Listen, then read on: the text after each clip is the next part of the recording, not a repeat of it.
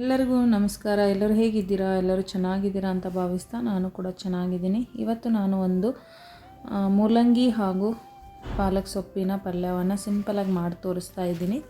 ಮೊದಲಿಗೆ ನಾನಿಲ್ಲಿ ಒಂದು ರೆಡಿಶ್ ತೊಗೊಂಡು ಅದನ್ನು ಮೇಲ್ಗಡೆದೆಲ್ಲ ತೆಗೆದುಬಿಟ್ಟು ತುರಿದು ಇಟ್ಕೋತಾ ಇದ್ದೀನಿ.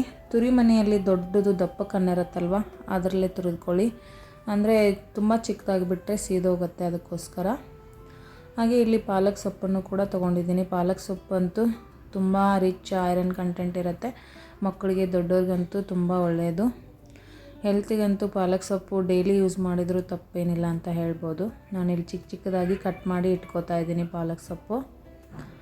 ಮಕ್ಕಳು ಪಾಲಕ್ ಸೊಪ್ಪು ಹಾಗೆ ಮಾಡಿಕೊಟ್ರೆ ತಿನ್ನಲ್ಲ, ಒಂಥರ ಏನೋ ಡಿಫ್ರೆಂಟಾಗಿ ಮಾಡಿಕೊಟ್ರೆ ಇಷ್ಟಪಡ್ತಾರೆ ಅಂತ.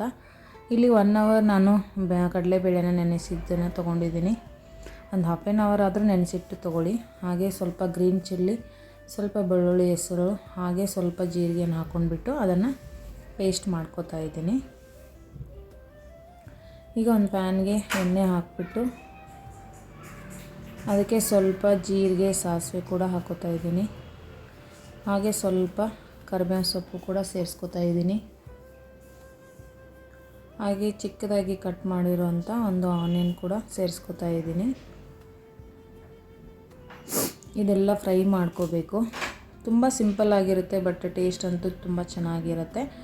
ಈಗ ನಾನು ಜಾಸ್ತಿ ಈರುಳ್ಳಿ ಹಾಕ್ಕೊಂಡಿದ್ದೀನಿ. ಇದನ್ನು ಚೆನ್ನಾಗಿ ಫ್ರೈ ಮಾಡ್ಕೊಳ್ಳೋಣ ಬ್ರೌನ್ ಬರೋವರೆಗೂ. ಬ್ರೌನ್ ಆದಮೇಲೆ ನಾವು ಈಗ ಅಂದರೆ ತುರಿದಿಟ್ಕೊಂಡಿದ್ವಲ್ವ ಮೂಲಂಗಿ ಸೊಪ್ಪನ್ನು, ಮೂಲಂಗಿಯನ್ನು ಅದಕ್ಕೆ ಸೇರಿಸ್ಕೊಳ್ಳೋಣ. ನೋಡಿ ಎಷ್ಟು ಚೆನ್ನಾಗಿ ಕಾಣಿಸ್ತಾ ಇದೆ. ಮೂಲಂಗಿನ ಸೇರಿಸ್ಕೊಂಡು ಅದು ಹಸಿ ಸ್ಮೆಲ್ ಹೋಗುವವರೆಗೂ ಕೂಡ ಫ್ರೈ ಮಾಡ್ಕೊಳ್ಳೇಬೇಕು.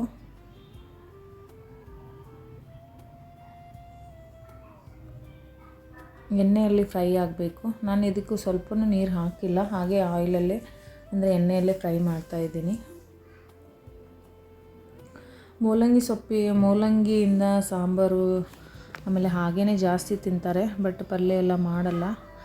ನಾನಿಲ್ಲಿ ಪಲ್ಯ ಮಾಡಿ ತೋರಿಸ್ತಾ ಇದ್ದೀನಿ. ಹಾಗೆ ಸ್ವಲ್ಪ ಪಾಲಕ್ ಸೊಪ್ಪನ್ನು ಕೂಡ ಕಟ್ ಮಾಡಿ ಹಾಕೋತಾ ಇದ್ದೀನಿ. ಇದನ್ನು ಕೂಡ ಆಯಿಲಲ್ಲಿ ಚೆನ್ನಾಗಿ ಮಿಕ್ಸ್ ಮಾಡಿ ಸ್ವಲ್ಪ ಆಯಿಲಲ್ಲಿ ಫ್ರೈ ಆಗಬೇಕು. ತುಂಬ ಚೆನ್ನಾಗಿರುತ್ತೆ ಟೇಸ್ಟ್ ಅಂತೂ. ನೀವು ಬೇಳೆ ಸೇರಿಸೋದೇ ಹಾಗೆ ಸಿಂಪಲ್ಲಾಗಿ ಕೂಡ ಮಾಡ್ಬೋದು, ತುಂಬ ಚೆನ್ನಾಗಿರುತ್ತೆ. ಬಟ್ ನನ್ನ ಮಕ್ಕಳು ಸ್ವಲ್ಪ ಮಕ್ಕಳಿಗೆ ಅಂದರೆ ಸ್ವಲ್ಪ ಕಲರ್ಫುಲ್ಲು ಚೇಂಜ್ ಇರಲಿ ಅಂತ ಸ್ವಲ್ಪ ಬೇಳೆಯನ್ನು ಸೇರಿಸ್ಕೊಂಡಿದ್ದೀನಿ.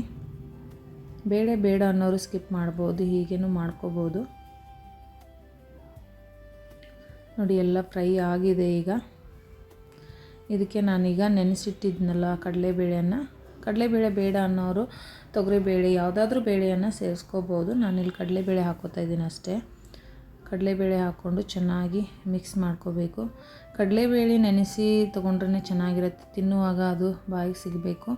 ತುಂಬ ಮೆತ್ತಗಾಗಿ ಬಿಟ್ಟರೆ ಚೆನ್ನಾಗಿ ಅನಿಸಲ್ಲ, ಅದಕ್ಕೋಸ್ಕರ. ನೋಡಿ ಚೆನ್ನಾಗಿ ಮಿಕ್ಸ್ ಮಾಡಿಕೊಂಡು ಈಗ ಎಲ್ಲ ಎಣ್ಣೆಯಲ್ಲಿ ಚೆನ್ನಾಗಿ ಮಿಕ್ಸ್ ಆಗಿದೆ. ಹಸಿ ವಾಸನೆ ಹೋಗುವವರೆಗೂ ಸ್ವಲ್ಪ ಈ ರೀತಿ ಫ್ರೈ ಮಾಡ್ಕೊಳ್ಳೇಬೇಕು. ಈಗ ಇದಕ್ಕೆ ನಾವು ಪೇಸ್ಟ್ ಮಾಡಿ ಇಟ್ಕೊಂಡಿದ್ವಲ್ಲ ಚಿಲ್ಲಿ ಪೇಸ್ಟು, ಅದನ್ನು ಹಾಕ್ಕೊಳ್ಳೋಣ. ಹಾಗೆ ಟೇಸ್ಟ್ಗೆ ತಕ್ಕಂಗೆ ಉಪ್ಪನ್ನು ಸೇರಿಸ್ಕೊಳ್ಳೋಣ. ಹಾಗೆ ಸ್ವಲ್ಪ ಅರಿಶಿಣ ಪೌಡರು ಹಾಕ್ಬಿಟ್ಟು ಚೆನ್ನಾಗಿ ಮಿಕ್ಸ್ ಮಾಡ್ಕೋಬೋದು.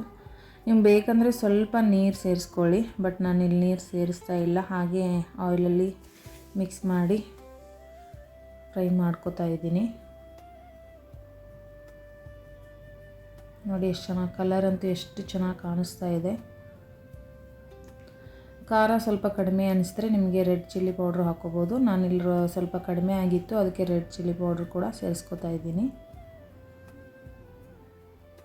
ಚಪಾತಿ, ಅನ್ನ, ರೊಟ್ಟಿಗಂತೂ ತುಂಬ ಚೆನ್ನಾಗಿರುತ್ತೆ.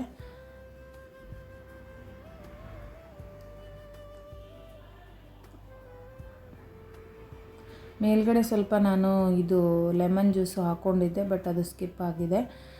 ಒಂದು 2 ಮಿನಿಟ್ಸು ಕ್ಲೋಸ್ ಮಾಡಿ ಈ ಥರ ಬೇಯಿಸ್ಕೊಂಡು ಬಿಟ್ಟರೆ ಪಲ್ಯ ರೆಡಿ ಆಗುತ್ತೆ. ನೋಡಿ ಎಷ್ಟು ಚೆನ್ನಾಗಿ ಕಾಣಿಸ್ತಾ ಇದೆ. ಮೇಲ್ಗಡೆ ಸ್ವಲ್ಪ ಕೊತ್ತಂಬರಿ ಸೊಪ್ಪನ್ನು ಕೂಡ ಸೇರಿಸ್ಕೊಳ್ಳೋಣ.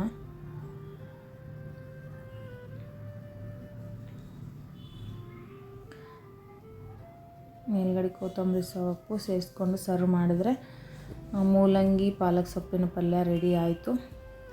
ಈ ರೆಸಿಪಿ ಹೇಗೆ ಅನ್ನಿಸ್ತು ಅಂತ ನನಗೆ ಕಮೆಂಟ್ ಬಾಕ್ಸಲ್ಲಿ ತಿಳಿಸೋದನ್ನು ಮಾತ್ರ ಮರಿಬೇಡಿ. ಮತ್ತೆ ಹೊಸ ರೆಸಿಪಿಯೊಂದಿಗೆ ಸಿಗೋಣ. ಅಲ್ಲಿವರೆಗೂ take care. Bye bye everyone. ಈ ರೆಸಿಪಿ ನಿಮ್ಗೆ ಇಷ್ಟ ಆಗಿದ್ದರೆ, ಹಾಗೆ ಫಸ್ಟ್ ಟೈಮ್ ನನ್ನ ಚಾನಲ್ ನೋಡ್ತಾ ಇದ್ದರೆ ಸಬ್ಸ್ಕ್ರೈಬ್ ಮಾಡಿ ಸಪೋರ್ಟ್ ಮಾಡಿ ಅಂತ ಹೇಳ್ತೀನಿ. ಲೈಕ್, ಶೇರ್, ಕಮೆಂಟ್ ಮಾಡೋದನ್ನು ಮಾತ್ರ ಮರಿಬೇಡಿ. ವಿಡಿಯೋ ನೋಡಿದ ತಮ್ಮೆಲ್ಲರಿಗೂ ಧನ್ಯವಾದಗಳು. ಮತ್ತೆ ಹೊಸ ರೆಸಿಪಿಯೊಂದಿಗೆ ಸಿಗೋಣ. Take care. Bye bye everyone. Thank you so much.